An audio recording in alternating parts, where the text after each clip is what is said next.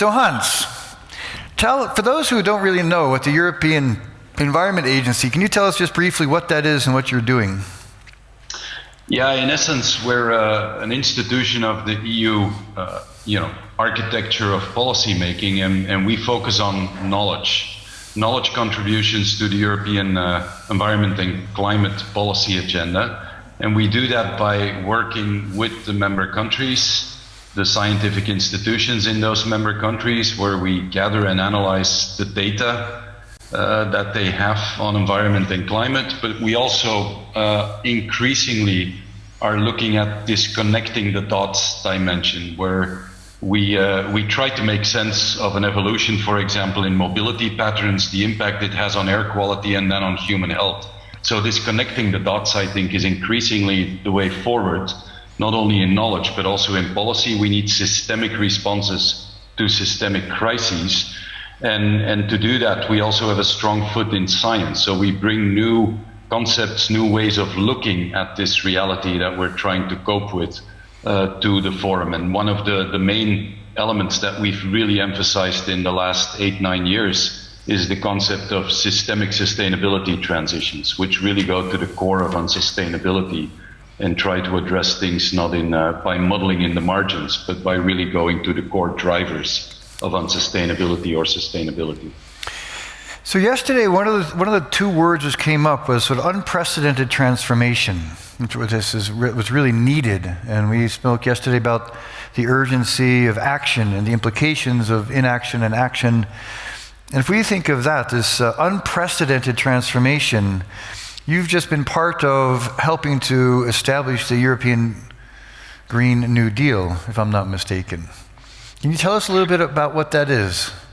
Yeah, the European Green Deal is the driving policy framework for Europe at the moment. And I think it's fair to say that it is the most ambitious, most forward-looking, and most integrated response by Europe to these several key challenges that we are facing in the 21st century. It's where climate crisis comes together with a biodiversity crisis, with very serious concerns about how we use natural resources in an unsustainable way, the impact on human health, but also inequality and social cohesion. So it brings those elements together with a very clear vision and ambition. And that ambition is that we need to live within planetary boundaries, which means our aim for net zero emissions on climate by mid-century.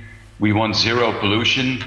We want to move from a linear to a circular economic model. And we also make the link with the just transition. Now, this vision may sound like, okay, how realistic is this? But by putting the ambitions so high, it forces member states, companies, citizens, by definition, to think out of the box. If your ambition is zero emissions or zero pollution, you know that you will not get there by sticking to current recipes and only making them a little bit more efficient or effective. You will really need to move to different types of solutions. And I think that's where the real value is of the European Green Deal. It is Europe's response to the ambitions also of the Sustainable Development Goals. So when we think about this, so you said systemic transformation, there are a whole series of actors there. And what's very curious to me is how were you able to get all of the different actors involved with this systemic transformation to agree? Or is this coming out of science and saying, thou shalt? Or has this really been a negotiation?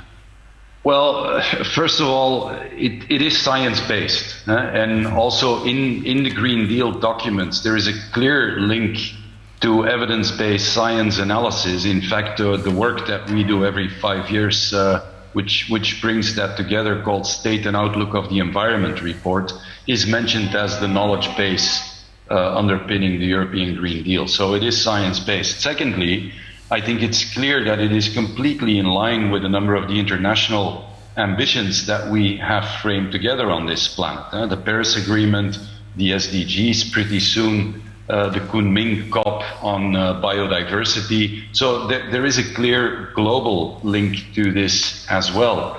And then I think it's obvious that this is not a set of ambitions of climate and environment policies. It is framed as Europe's agenda for economy and society. And I think that makes the whole difference, because of course every political project is about society and an enabling economy to get a healthy and good society. But it clearly states that the boundary conditions to do that in the 21st century are very different. They are now linked to what you could call natural capital, and I know that is a term that some people don't like. You could call it planetary boundaries or the ecosystems and the services that we get. So that is the limiting factor now. That's the boundary condition. And that means that by definition, you need to have serious discussions with economic actors, with social actors, because they represent the sectors that will have to change fundamentally, and that the energy system, the food system, the mobility system, the built environment, we all know these systems, huh? But by now we understand that it will be fundamental systemic transitions in these systems that are the way forward.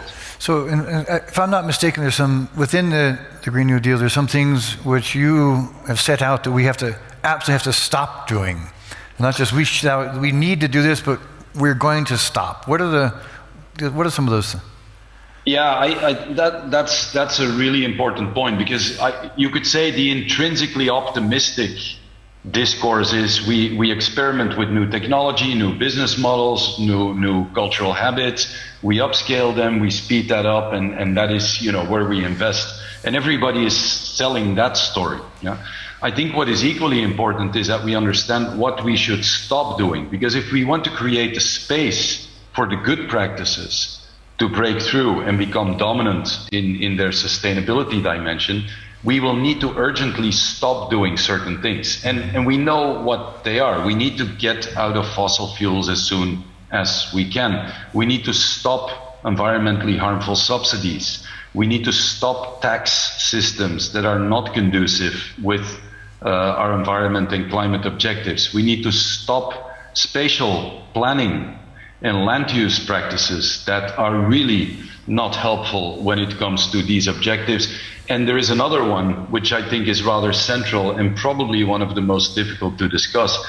I think that the current inequality on this planet is not a fertile soil for long-term sustainability objectives. So we need to address the social justice dimension of this, not only within Europe or within regions, but across the board. So realizing what we need to stop doing and really working at it is absolutely critical. And we've been talking about some of these things for decades. Environmentally harmful subsidies, the OECD has been talking about it, the World Bank, the EU. So we know the problem. We now need to get to it and get the courage to really address these issues in a fundamental way. So Hans, we have 100 individuals here who are all coming together because of a desire to help co-create a more positive future, which is also why you agreed to join us. What would you suggest we should be focusing on? Because we're trying to focus on action, real action, in the sense of what are some of the domains where you would say, if we could get some action and traction in this, and this, that would be really fantastic. Do you have any thoughts on that? Okay, I'll answer that maybe in a bit of a strange way, and it's not to avoid the question, but because I think, my idea is the following. We all have agency as human beings. We have impact to a certain degree on the environment that we are operating in our institution that we work in our day-to-day life.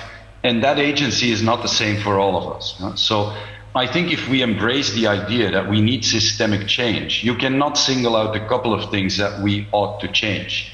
Change will be across the board in the systems. And I think if we all try to use the agency that we have, our capacities, our capabilities, to have an impact on stepping out of unsustainable practices and lock-ins and going to sustainability, that's where we can all make the difference. And for some people, that will mean that they focus on the knowledge institution in which they work as academics, and they try to push in that system for more systemic knowledge rather than the highly fragmented, typical university approach to science. If you're in a business, it means that you want to become the leader in your business that is a circular business and a low carbon business, and that if you're a banker, you finally assume some responsibility for this agenda, because the financial system, I think, is absolutely critical to move this. Europe is working that through the sustainable finance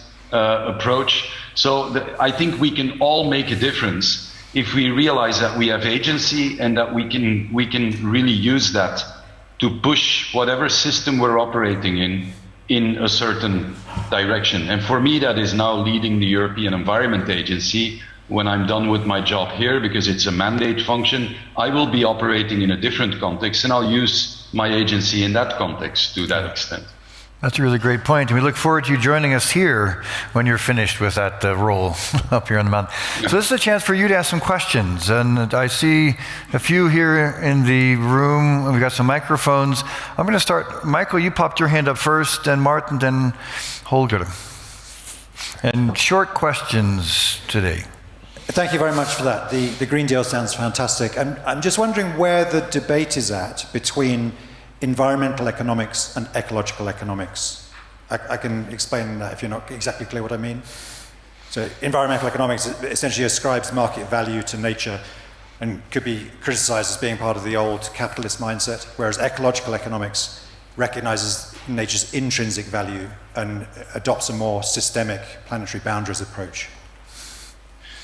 Well, the planetary boundaries are explicitly mentioned in the European Green Deal and in the 8th Environment Action Programme. We have been working on this together with Eurostat.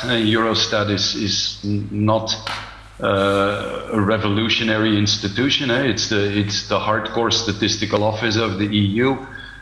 So I would say understanding this notion of planetary boundaries, understanding what it means for Europe, is fundamental to this new approach.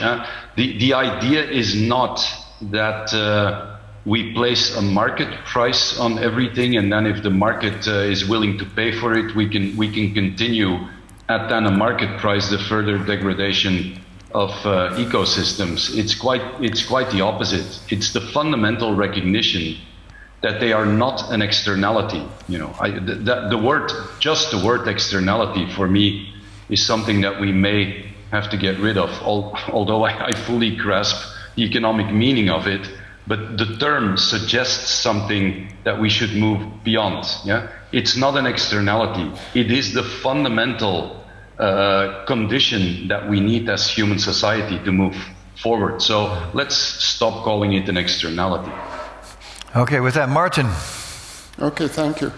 I wanted to ask about the different levels of influence and behavior, starting with a private, personal, individual behavior, then going to private initiative, going to state-level regulations, frameworks, and supranational regulations. What do you think the role of these different levels is as a whole, if you say systemic change is needed?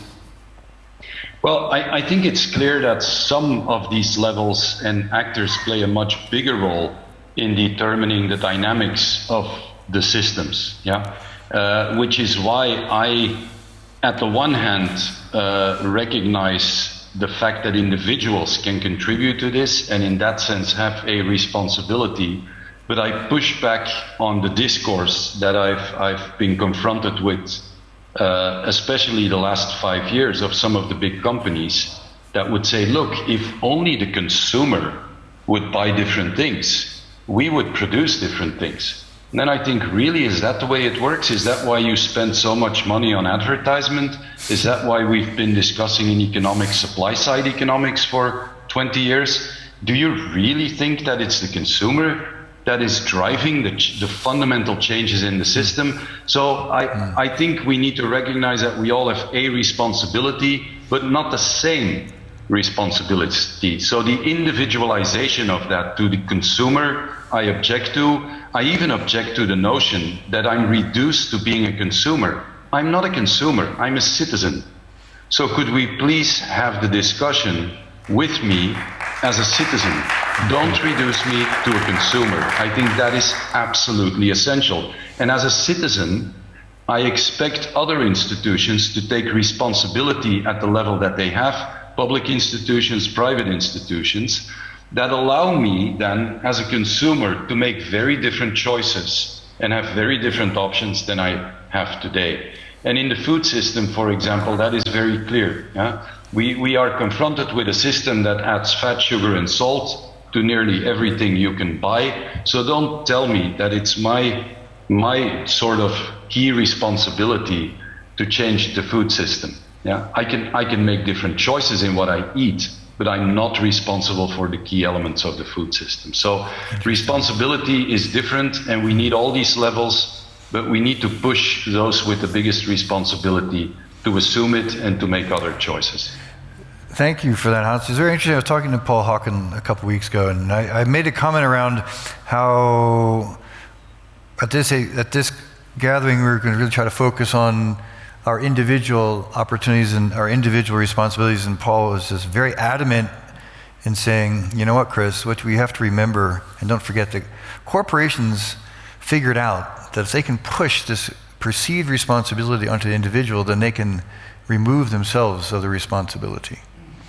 And you've just echoed that. And it was the first time I'd really heard anyone talk about that as it's not just us but we need to be acting to help change the system, which you're talking about right there. And I think that's actually a really, really interesting point to hear it made twice in 2 weeks. We have time for one more question. Hans? Holger. Never mind. Holger, sorry. Thanks, Hans. Your point of healthier food is probably a nice one, because we know enough to change our diets. My question is about how to transfer this evidence that you mentioned to policy making. We work making the planetary boundaries work for EEA, and my naive expectation was this would open the door to DG Agri, DG Environment, DG Climate, but it didn't really.